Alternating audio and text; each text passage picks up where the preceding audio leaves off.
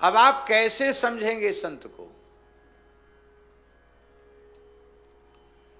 हमारे पूज्य गुरुदेव श्री भक्तमाली जी के पास एक भगवत साक्षात्कार संपन्न सिद्ध संत रहते थे, श्री हरिराम बाबा। बहुत अच्छे संत थे, परम अनुरागी प्रेमी थे और कई बार भगवान का प्रत्यक्ष दर्शन उनको हुआ था। उनकी चित्र छवि पूज्य गुरुदेव भक्तमाली जी के पावन कक्ष में लगी हुई है। सिद्ध संत थे पूज्य श्री हरिराम बाबा जी महाराज।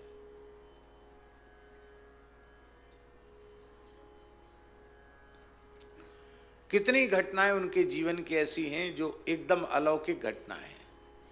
कभी कभी हमने किसी किसी प्रसंग में उनको सुनाया है। उनकी एक छोटी सी रचना जिसको पूज्य महाराज जी ने उनके जीवन काल में ही छपवाया, करुण पुकार, इसमें ये उनकी चित्र छवि है, पुरानी ब्लैक एंड व्हाइट। ये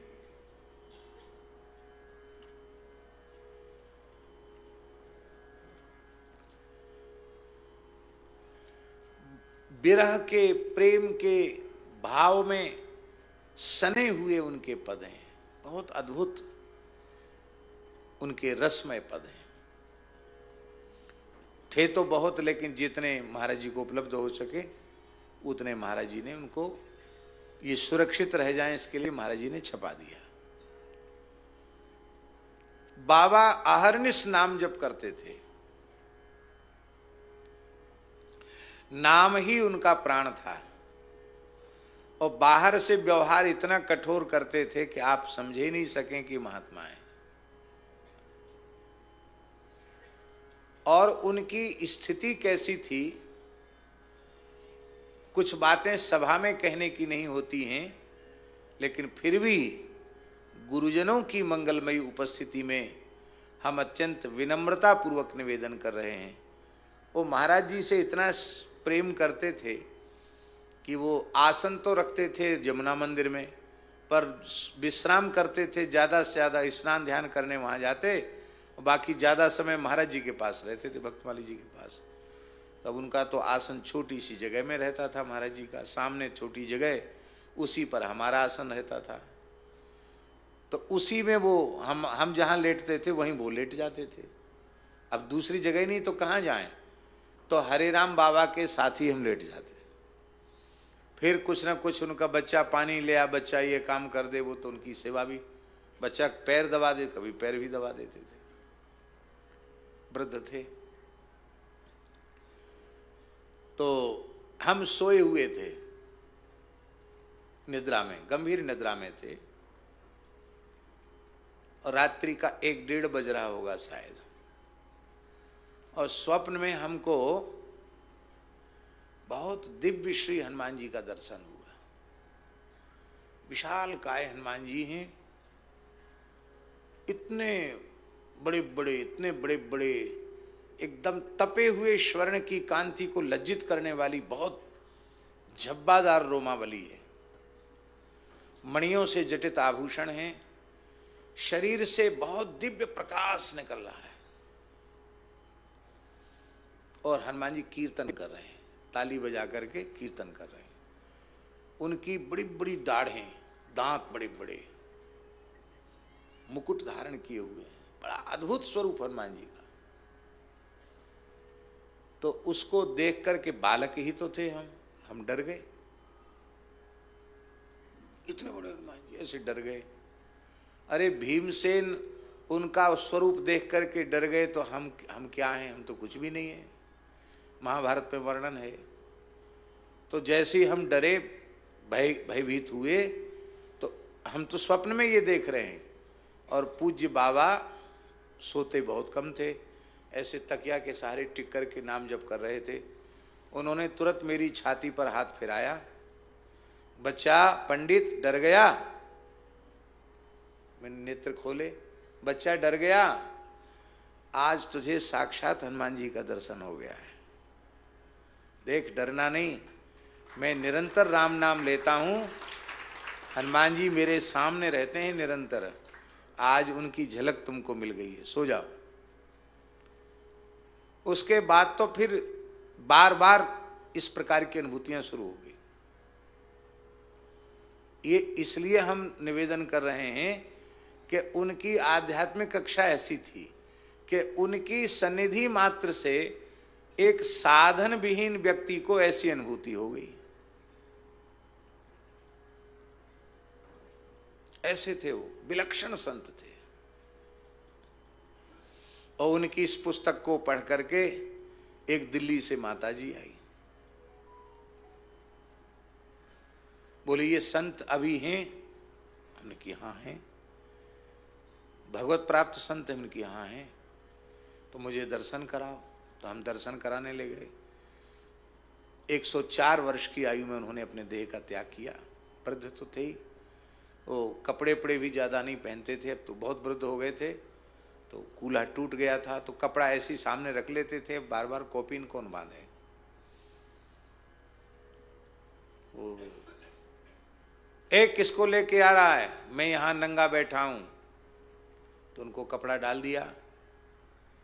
आकर उसने, माता जी ने प्रणाम किया।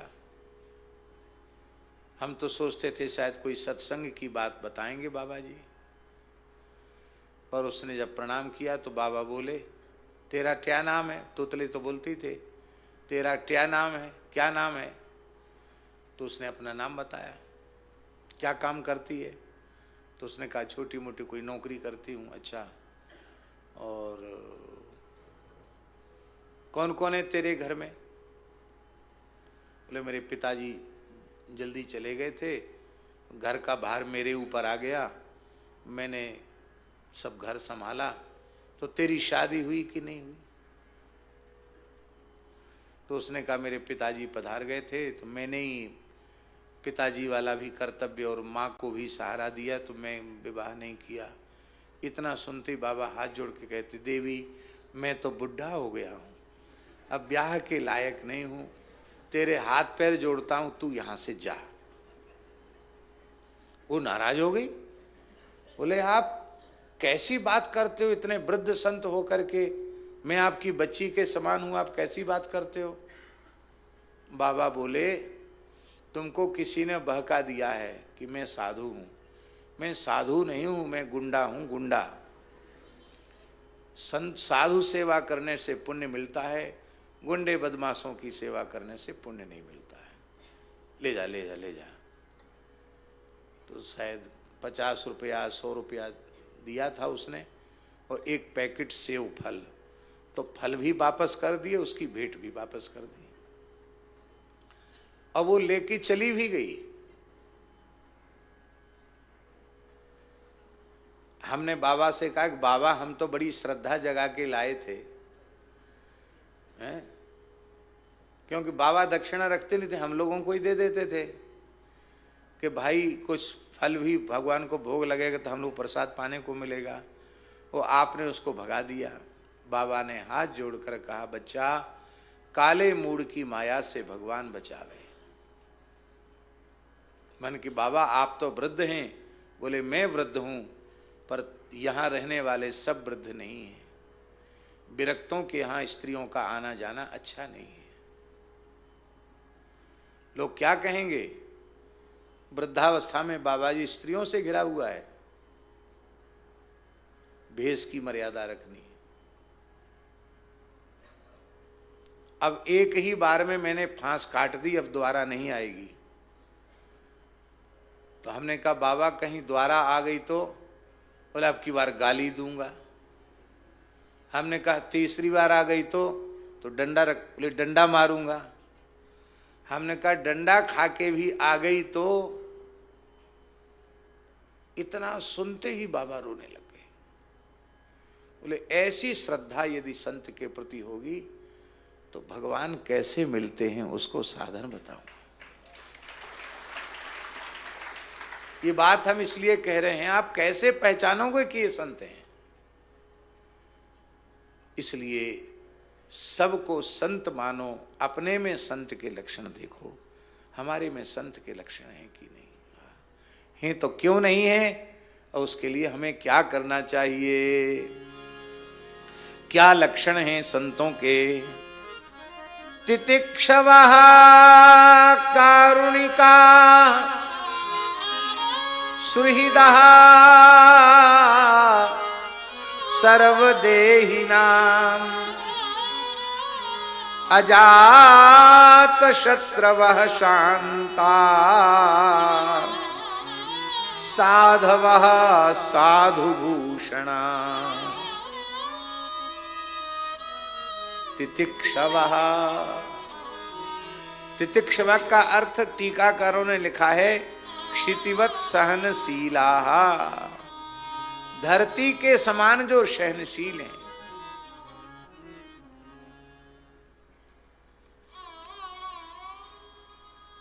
हम लोग सबका आश्रय, सबका आधार पृथ्वी है कि नहीं, और इसी पर हम मलमूत्र भी करते हैं, गड्ढे भी खोदते हैं, क्या क्या नहीं करते हैं। धरती कोप करती है क्या? सब कुछ सहन करती है। हमारे द्वारा किए गए अनुचित व्यवहार को सहन करके भी हमारे ऊपर कोप नहीं करती है, और बदले में हमको क्या देती है? अन्न जल फल फूल, जो कुछ भी हमें मिल रहा है वो कहां से मिल रहा है? पृथ्वी से तो मिल रहा है। हम उसका तिरस्कार करते हैं, वो हमको अन्नादि जीवन उपयोगी औषधियां देती है, आहार सब कुछ देती है। जो कुछ मिलता है वो धरती से ही मिलता है। दैहिक दैविक भौतिक तापों को तो भगवान के भक्त सहन कर ही लेते हैं। कोई भयंकर से भयंकर तिरस्कार कर दे, अपमान कर दे, उसको भी सहन कर लेते हैं।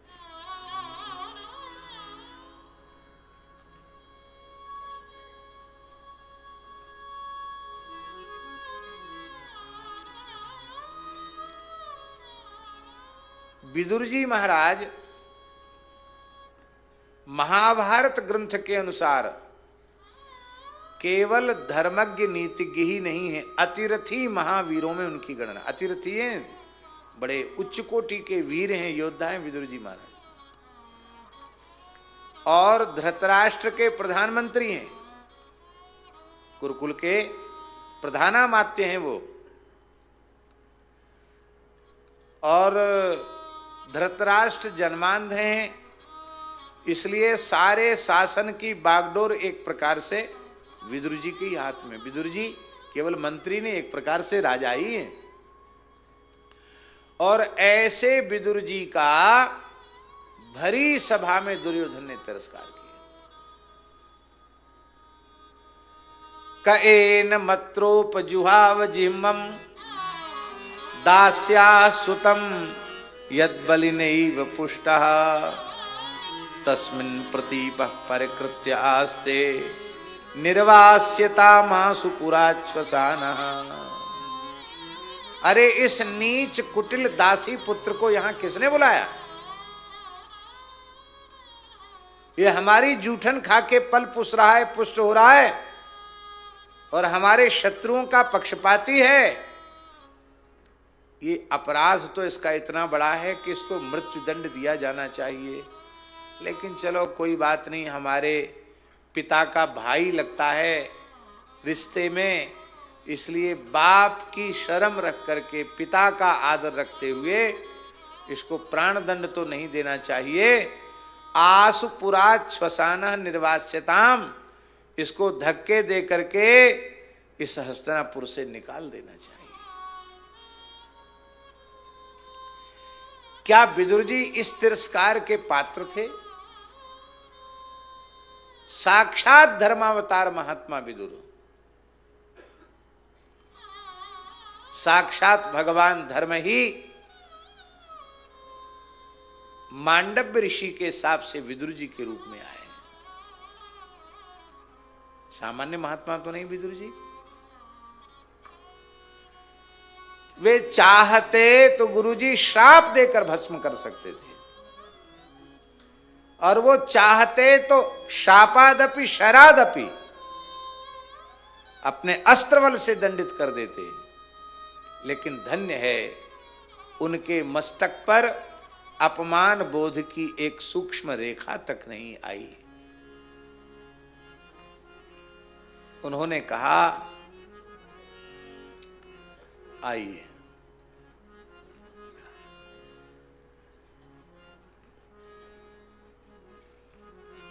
आओ विराजो। मैं तो चाहता था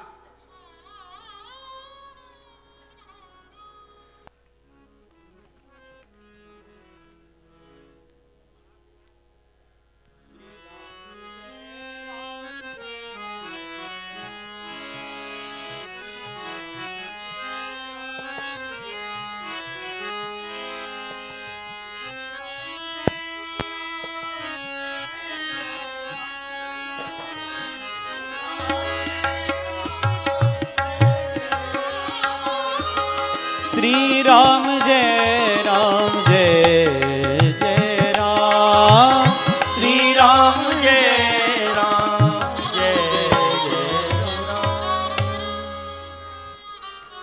लेकिन अब समझ में आ गया, हम तो चाहते थे, हमें दिखाई पड़ रहा है तुम लोगों का विनाश, और तुम्हारे सहित ये धरती का विनाश दिखाई पड़ रहा है हमको। उस महाविनाश से बचाने के लिए मैं इतना प्रयत्नशील था, लेकिन अब समझ में आ गया, सत्य संकल्प काल रूप कृष्ण तुम सबका प्रातराश करना चाहते हैं, कलेऊ करना चाहते हैं, तो हमको निकाल कर धक्का देकर निकालने की आवश्यकता नहीं, हम स्वयं ही यहां से चले जाते हैं। और स्वयं धनुर्द्वारी निधाय, धनुर्द्वार निधाय का अर्थ धनुष की प्रत्यंचा को ढीला करके तरकस धनुष और राजकीय चिन्हों को वहीं त्याग करके चले। दुष्ट तो प्रसन्न हो रहे थे कि गया विदुर, लेकिन विदुर जी खाली हाथ नहीं गए। सनिर्गतो कौरव पुण्य लब्धा, कौरवों के सारे पुण्यों को लेकर के विदुर जी चले गए। भयंकर से भयंकर तिरस्कार और अपमान को भी भगवान के भक्त सहन कर लेते हैं। इतनी भारी सहन क्षमता उनमें कैसे आ जाती है? क्योंकि उपासक में उपास्य के गुण आ जाते हैं। यदि उपासना सही है तो उपास्य के गुण उपासक में आने हैं। ये तितिक्षा गुण भगवान का गुण है। आपका कोई एकांत में अपमान कर दे, आप सहन कर लोगे। जहां 10-20 लोग आपको पहचानते उनके बीच में अपमान करे तो सहन करना और कठिन हो जाएगा। और भरे बाजार में कोई आपका अपमान करे तो, जहां सैकड़ों लोग हजारों लोग देख रहे हो, आपको सब जानते मानते हो, और उनके बीच में आपका अपमान करे तो और अधिक असह्य हो जाएगा। और कथनचित आप एकांत में अपने घर में अपनी गृहिणी के निकट हैं और आपकी गृहिणी आपके चरण दबा रही है, उस समय कोई आकर आपका तिरस्कार करे, और तिरस्कार भी सामान्य बोला चाली का नहीं, सीधे पाद प्रहार कर दे, तो सहन करना बहुत कठिन हो जाएगा। पुरुष की एक कमजोरी होती है, वह स्त्री के सामने किसी भी कीमत पर अपनी प्रतिष्ठा को बचाकर रखना चाहता, और रखना चाहिए भी। क्यों? क्योंकि यदि वो प्रतिकार नहीं करेगा तो अपमान करने वाले ने तो एक बार अपमान किया है, वो रोज यही कहेगी कि तुम बड़े निकम्मे हो, बड़े कायर हो, किसी लायक नहीं हो, हैं? लोग घर में घुसकर तुम्हारे साथ ऐसा व्यवहार कर जाते हैं। तो पत्नी के सामने अपनी प्रतिष्ठा को बचाने के लिए क्रोध करना पड़ता है। बंदरों को देख लो, बंदर वैसे नहीं आपके ऊपर खो खो करेगा, बंदरिया उसके पास बैठी होगी और यदि अपने आंख मिलाई ऐसे करेगा, फिर पेड़ हिला देगा, खंबा हिला देगा, मानो वो बंदरिया को दिखाता है कि तेरा पति कमजोर नहीं है, बहुत मजबूत है। पशु योनि में पड़े हुए जीव, उनमें ये स्थिति है, तो बुद्धिमान मनुष्य भला क्यों नहीं बचाना चाहेगा। और त्रिदेवों में श्रेष्ठता की परीक्षा करने के लिए महर्षि भृगु रमा वैकुंठ पहुंचे और भगवान पौढ़े भये हैं और लक्ष्मी जी पाद संवाहन कर रही हैं। उस समय भगवान के वक्षस्थल में भृगु जी ने पाद प्रहार किया और भगवान को तनिक भी अपमान बोध नहीं हुआ। भगवान ने महर्षि का चरण अपनी गोद में रखा, संवाहन करते हुए कहा, हे महर्षि, आपका श्री चरण कमल अत्यंत सुकोमल है, मेरा वक्षस्थल कठोर है, आपके चरण में चोट पहुंची होगी, आप क्षमा करें। आप जैसे तपोधन ऋषि का वैकुंठ के द्वार पर उपस्थित होकर स्वागत करना चाहिए था, लेकिन मैं तो प्रमाद में पड़ा रह गया, आपका स्वागत नहीं कर सका, पर आपने तो मुझे अपने चरण रज का अधिकारी बना ही दिया। ये जो लक्ष्मी जी है ना, ये थोड़ी चंचल स्वभाव की, ज्यादा कहीं ठहरती नहीं है, कभी किसी पर कृपा करती, कभी किसी पर कृपा करती है। खाकपति को अरबपति, अरबपति को खाकपति, किसके ऊपर नजर घुमा दें वो दुनिया का सबसे बड़ा अमीर हो जाए, कहो अमीर एक सेकंड में गरीब हो जाए। ऐसी खेल है इनका। हमको लगता कि कभी ऐसा ना हो कि हमको भी छोड़ के चली जाए, लेकिन अब पक्का है, अब छोड़ के कहीं नहीं जाएंगी। क्यों? वक्षस्थल में ही इनका निवास है और वक्षस्थल में ही आपने अपने चरण की छाप लगा दी है। लक्ष्मी मेरा कभी त्याग नहीं करेगी। इसलिए महात्मन, भृगु जी के तो नेत्रों से अश्रुधारा बहने लगी। प्रभु ब्रह्मण्य देव, आपके चरणों में प्रणाम है। ये इस प्रकार की तितिक्षा, इस प्रकार की क्षमा भगवान में है। और उन भगवान की भक्ति करते हैं भक्त, तो वो क्षमा गुण, वह तितिक्षा गुण, भगवदीय गुण भक्तों में आ जाता है, अवतरित हो जाता है।